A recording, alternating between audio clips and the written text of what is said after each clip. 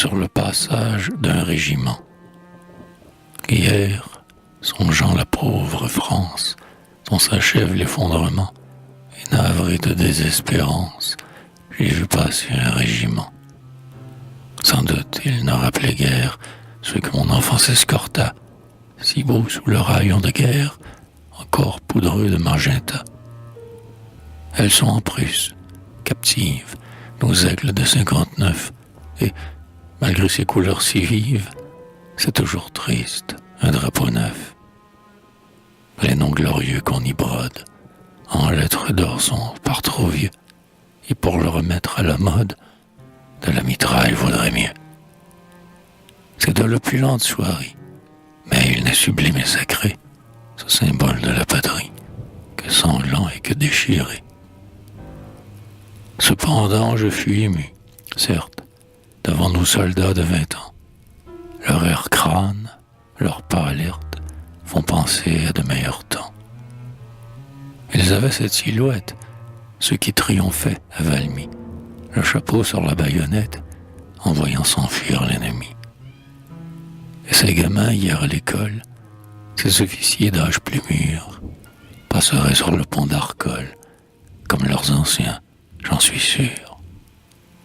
De vrais Français, qu'ils sont ingambes, ils gagneraient, 1 contre 10, des batailles avec leurs jambes, comme m'a dit l'homme d'Austerlitz. L'arme sur l'épaule, par 4, léger malgré le poids du sac, ils allaient, et je sentais battre mon vieux cœur d'un joyeux tic-tac.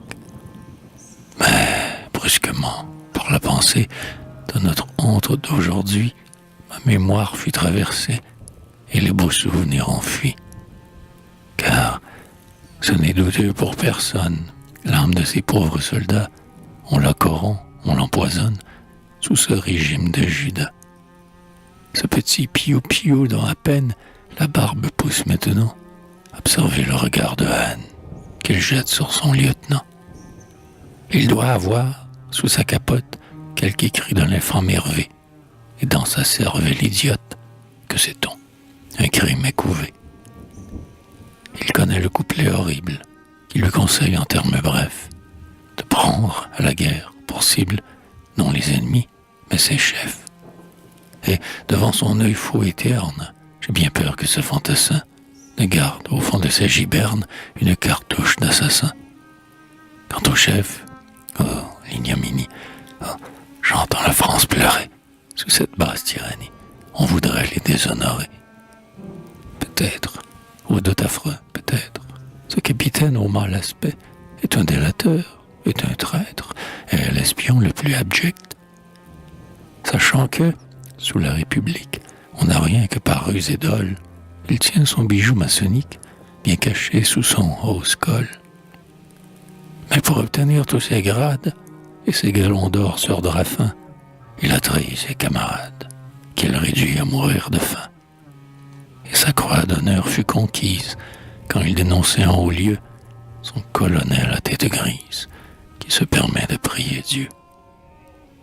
Oh, l'odeur de mort qu'on renifle qui rôde autour du drapeau. Sous cet André, l'homme à la gifle. Sous ce Loubet, l'homme au chapeau. Oh, malheureuse et chère armée, qui devait nous reconquérir, la vieille frontière entamée. C'est donc vrai que tu vas périr. Récemment, ils ont mis tes armes au service de leurs mouchards, et contre des vierges en larmes, contre de purs et doux vieillards. Mais alors ton frisson de honte, l'affreux combe l'a remarqué, et tu vas périr, il compte, dans sa rage de défroquer.